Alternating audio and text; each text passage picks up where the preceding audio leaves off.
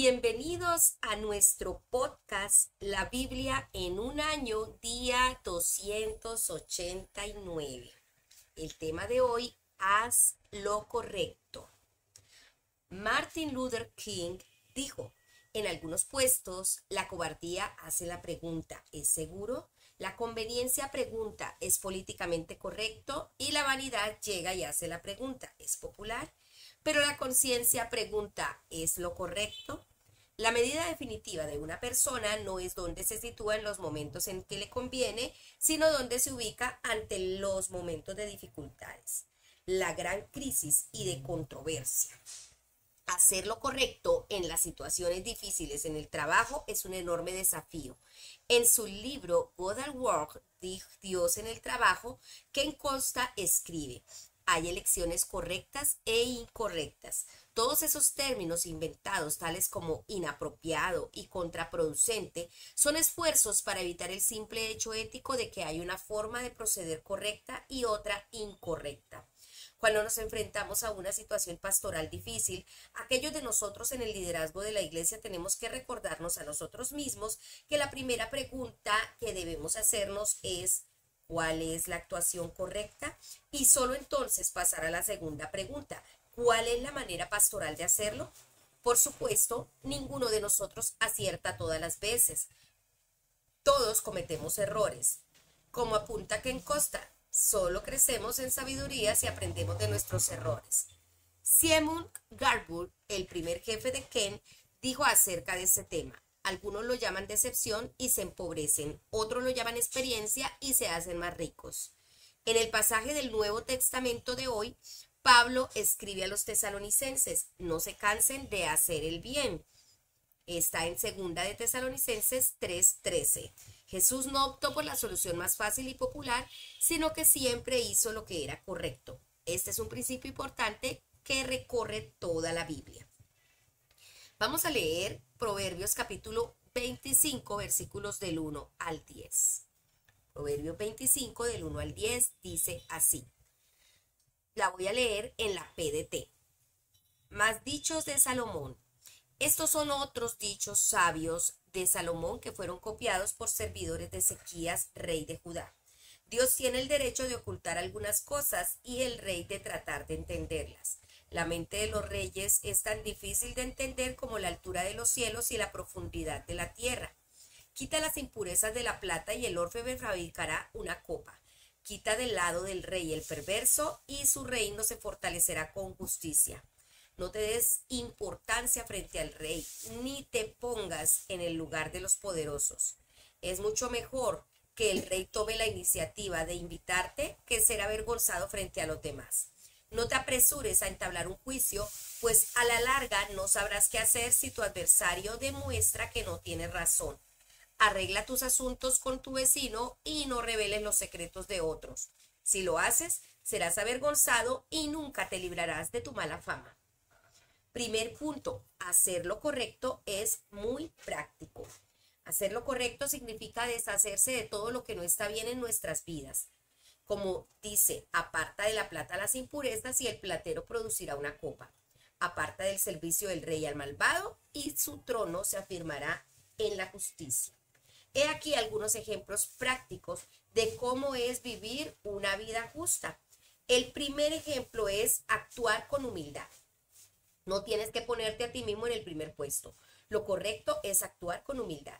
No te des importancia en presencia del rey ni reclames un lugar entre los magnates. Vale más que el rey te diga sube acá y no que te humille ante la gente importante. Lo dicen los versículos 6 y 7. Esto es exactamente lo que Jesús expuso en una de sus parábolas en Lucas 14 del 8 al 11. Pueden ir y leerlo. El segundo ejemplo es asumir siempre lo mejor. No saques conclusiones precipitadamente. Puede que haya una explicación plausible para aquello que acabas de ver. El tercer ejemplo es nunca traiciones la confianza. Haz lo correcto en relación a tu prójimo. No deberíamos acudir precipitadamente a los tribunales. Si acabas en ellos, haz y di siempre lo correcto.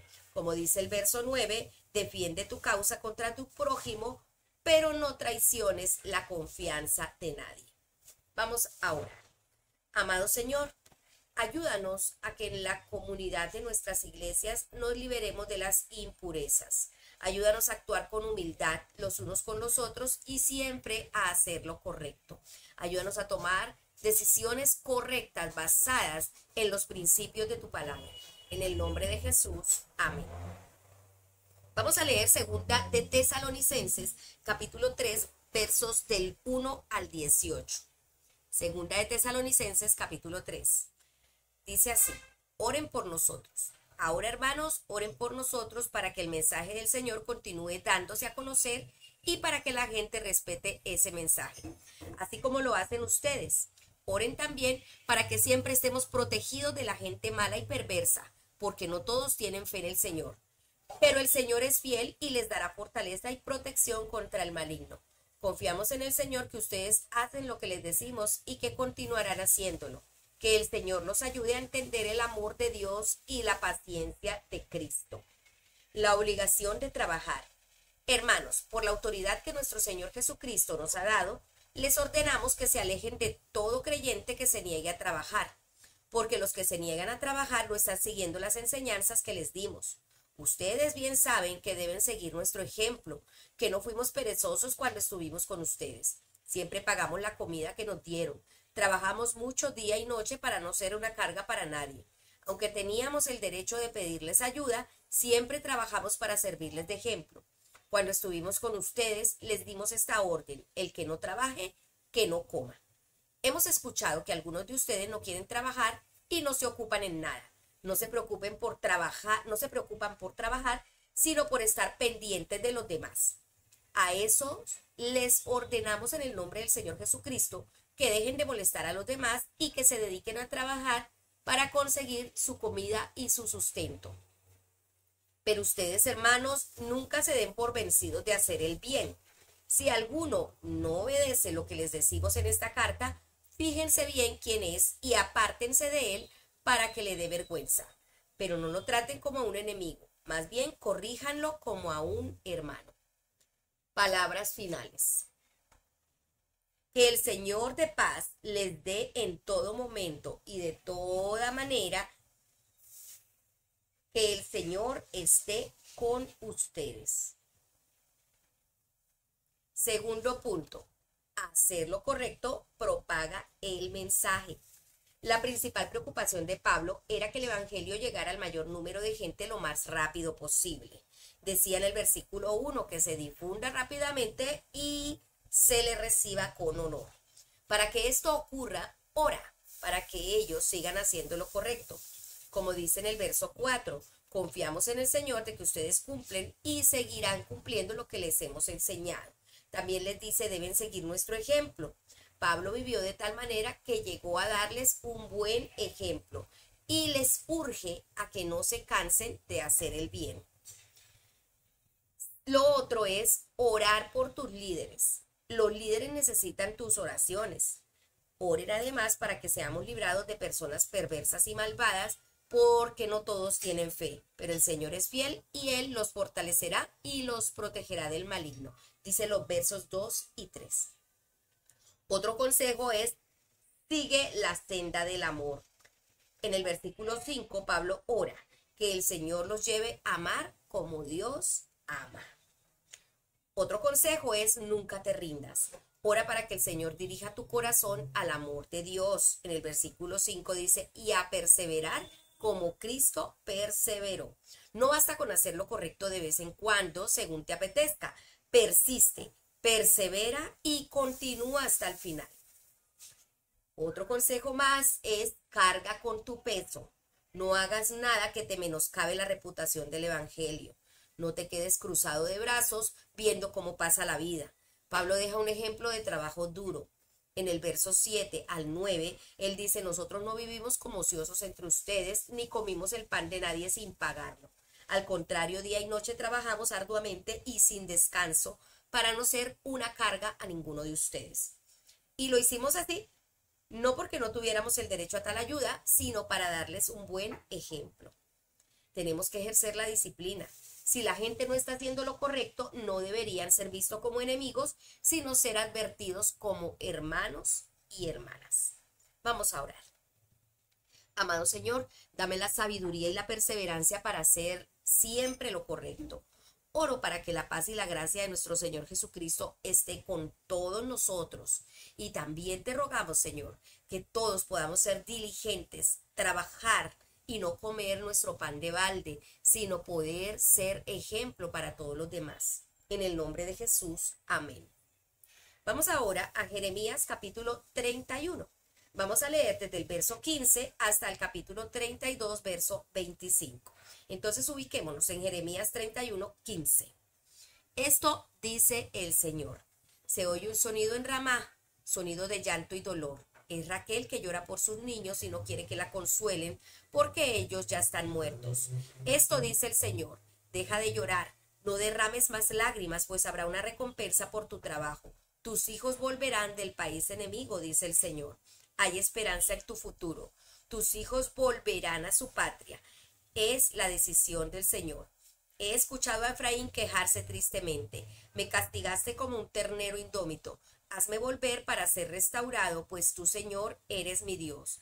Después de que volví a ti, me dolió el mal que hice.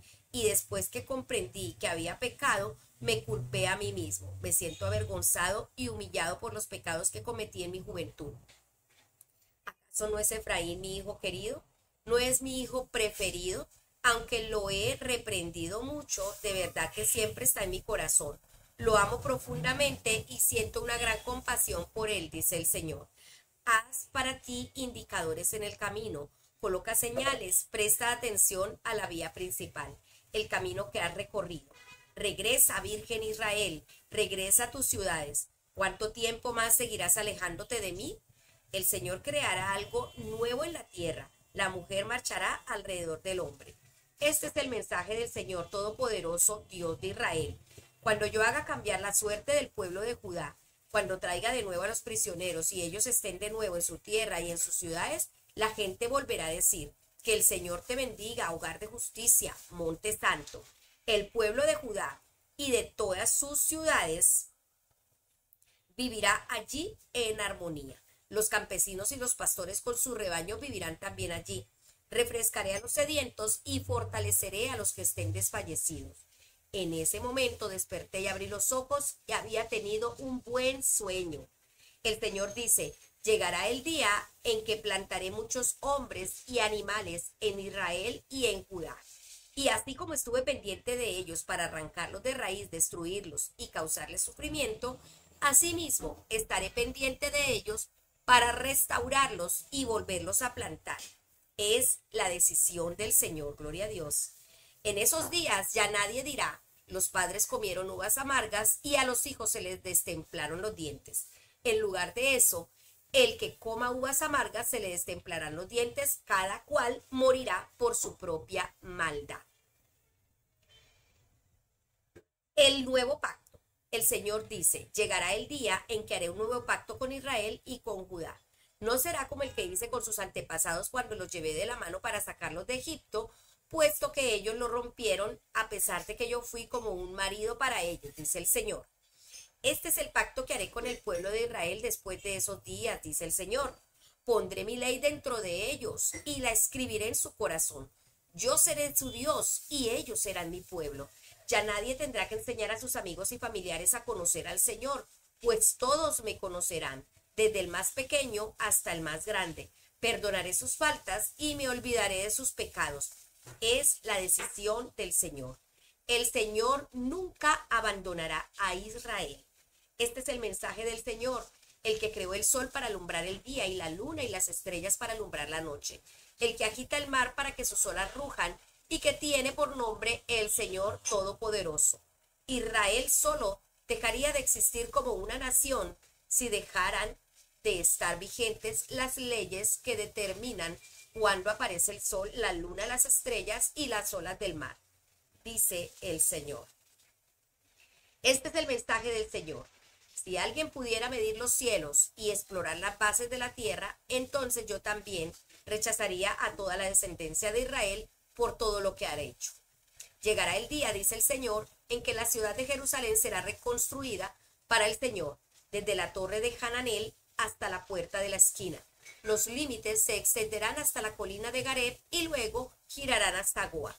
El valle entero donde ahora se arrojan los cadáveres y las cenizas y todos los campos que se extienden hasta el arroyo de Cedrón y hasta la esquina de la puerta de los caballos al oriente serán tierra consagrada al Señor. Nunca más será arrasada ni destruida la ciudad. Capítulo 32. Jeremías compra un campo. Este es el mensaje que el Señor le dio a Jeremías en el 10º año del reinado de Sedequías, rey de Judá, que a su vez era el año 18 del reinado de Nabucodonosor. En ese tiempo, el ejército del rey de Babilonia tenía rodeada Jerusalén. El profeta Jeremías estaba preso en el patio de la prisión del palacio del rey de Judá.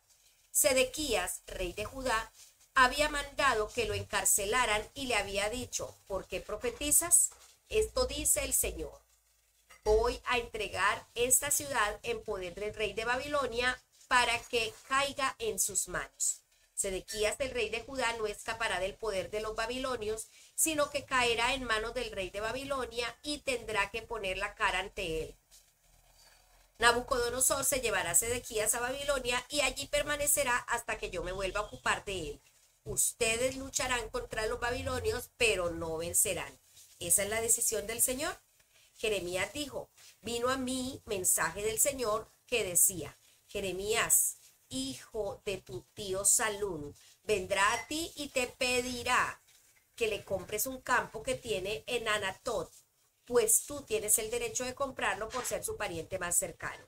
Y tal como dijo el Señor, mi primo Hanamel vino a mí al patio de la prisión y me propuso que le comprara el campo que tenía en Anatot, en la tierra de Benjamín, porque yo tenía obligación de comprarlo y tomar posesión de él por ser su pariente más cercano. Entonces supe que ese era un mensaje del Señor y le compré a mi primo Hanamel el campo que estaba en Anatot por 17 piezas de plata. Firmé las escrituras, lo sellé, llamé a unos testigos para que presenciaran la compra y pagué el dinero. Entonces tomé las escrituras que había sellado el contrato, las condiciones de compra y la copia sin sellar. Entregué las escrituras a Baruch, hijo de Nerías y nieto de Meseías, ante Hanamel, los testigos que habían presenciado la compra y todos los judíos que estaban sentados en el patio de la prisión. Luego le dije a Baruch ante todos ellos: esto dice el Señor Dios Todopoderoso, Dios de Israel. Toma estos documentos, las escrituras selladas y la copia abierta, y colócalos en una vasija de barro para que se conserven mucho tiempo. Porque dice el Señor Todopoderoso, Dios de Israel: mi pueblo comprará de nuevo casas, campos y cultivos de uva en esta tierra. Después de entregarle las escrituras de la compra a Baruch, hijo de Nerías, oré al Señor diciendo: Señor Dios, tú hiciste el cielo y la tierra con tu gran poder y con tu brazo extendido. No hay nada demasiado difícil para ti. Tú muestras fiel amor a miles de personas, pero asimismo castiga a los hijos por el pecado de sus padres. Eres Dios grande y poderoso, y tu nombre es el Señor Todopoderoso. Tus planes son grandiosos y tus obras son maravillosas. Tú ves todo lo que hacen los seres humanos para darle a cada cual su merecido de acuerdo a sus acciones. Tú hiciste milagros y maravillas en Egipto y sigues haciéndolos hoy en Israel y en todos los pueblos. Tú has hecho que tu nombre sea famoso. Sacaste a tu pueblo Israel de Egipto con milagros y maravillas, usando tu fuerte mano, tu brazo extendido y tu gran poder. Le diste al pueblo de Israel esta tierra que le prometiste a sus antepasados, una tierra que rebosa de leche y de miel. Pero cuando ellos vinieron y se apropiaron de esa tierra, no te obedecieron ni siguieron tus leyes. Tampoco hicieron lo que les ordenaste, y por eso les trajiste todo este sufrimiento. Ahora, los babilonios han construido rampas alrededor de la ciudad para capturarla. La guerra, el hambre y las enfermedades harán que la ciudad caiga en manos de los babilonios que luchan contra ella. Se está cumpliendo lo que dijiste que sucedería y tú lo estás viendo todo. A pesar de que la ciudad está siendo entregada en manos de los babilonios, tú, Señor Dios, me dices: compra el campo al contado y llama a los testigos para que presencien la compra. Amén. Tercer punto, el Espíritu te ayuda a hacer lo correcto. En una de las mayores profecías del Antiguo Testamento, Jeremías predice el nuevo pacto o la nueva alianza. Lo vimos en el verso 31 del capítulo 31, la cual será diferente de la antigua que está escrita en el verso 32. Este es el pacto que después de aquel tiempo haré con el pueblo de Israel, afirma el Señor. Dice, pondré mi ley en su mente y la escribiré en su corazón. Yo seré su Dios y ellos serán mi pueblo. Ya no tendrá nadie que enseñar a su prójimo ni dirá nadie a su hermano, conoce al Señor, porque todos, desde el más pequeño hasta el más grande, me conocerán, afirma el Señor. También dice, yo les perdonaré su iniquidad y nunca más me acordaré de sus pecados. En el Nuevo Testamento se alude una y otra vez a estos pocos versículos, por lo menos viendo Lucas 22:20 y también segunda de Corintios capítulo 3 versos 5 al 18 y vemos también Hebreos 8 del 8 al 12. Todos subrayan una serie de maravillosas promesas acerca de este nuevo pacto que apuntaban a Jesús. Quiere decir que el nuevo pacto es Jesucristo. Otro consejo que nos da es que Dios perdona que hayas fallado en hacer lo correcto. Este nuevo pacto fue hecho posible mediante la sangre de Jesucristo. En la última cena, antes de ser crucificado, dice Lucas 22:20, tomó la copa después de la cena y dijo, esta copa es el nuevo pacto en mi sangre que es derramada por ustedes. El nuevo pacto del que habló Jeremías entre Dios y la humanidad posibilita que tengas relación correcta con Dios. Esta se hizo posible por el derramamiento de sangre de Jesús en la cruz. Todos tus pecados han sido perdonados. El versículo 34 de Jeremías 31 dice, les perdonaré su iniquidad. Por medio de la sangre de Cristo, como dice Joyce Meyer, cualquiera que sea tu pecado o fallo, necesitas confesarlo a Dios y olvidarte de él. Deja de castigarte a ti mismo por algo que pertenece al pasado. Niégate a recordar algo que Dios ha decidido perdonar. Otro consejo es, el Espíritu de Dios te ayuda a hacer lo correcto. Tenemos el extraordinario privilegio de vivir en la era del Espíritu. La ley de Dios no está simplemente escrita en tablas de piedra, sino que Dios trabaja dentro de ti por medio de su Espíritu, para darte la pasión por complacerlo. Como dice el verso 33, pondré mi ley en su mente y la escribiré en su corazón. Y para darte también la experiencia de una relación personal con Él. Como dice el verso 34, yo seré su Dios y ellos serán mi pueblo. Todos podemos conocer al Señor. Dios te llama a hacer lo correcto aun cuando no sea fácil. Hacer lo correcto no te conduce necesariamente a una vida fácil. Jeremías fue acallado siendo encarcelado en el palacio real. Sedequías lo apresó por elegir hacer lo correcto. Vemos otro ejemplo de Jeremías haciendo lo correcto a pesar de las circunstancias. Cuando Dios le dice que compre un campo, a pesar de que los babilonios estaban a punto de invadir Jerusalén, esto vaciaría el valor del campo. Pero Jeremías no le importaba el dinero. Hacer lo correcto era más importante que la posibilidad de tener éxito. La obediencia de Jeremías a la hora de hacer lo correcto fue recordada para siempre. En el Evangelio de Mateo leemos que la compra del campo del alfarero con el dinero pagado a Judas por su traición a Jesús fue un cumplimiento de la acción profética de Jeremías. Esto lo encontramos en Mateo 27, versículos del 5 al 10. Vamos a orar. Amado Señor, ayúdame a hacer lo correcto a pesar de las circunstancias. Ayúdame, Señor, a tomar las decisiones correctas conforme a tu voluntad, a pesar de que razonablemente no vea que es lo mejor. Gracias, porque el pasado ha sido perdonado y olvidado. Gracias porque te puedo conocer. Gracias porque has puesto tu espíritu dentro de mi corazón.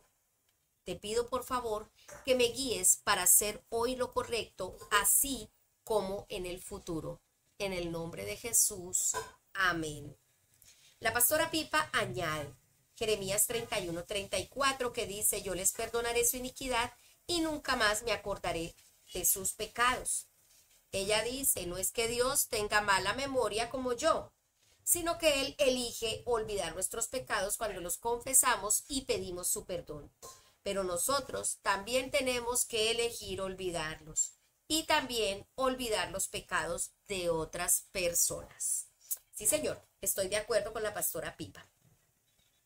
Amados, entonces espero que este devocional haya sido de mucha bendición para sus vidas. Recordemos hacer siempre lo correcto.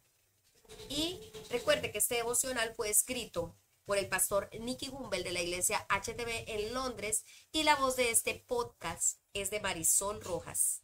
Que el Señor les bendiga.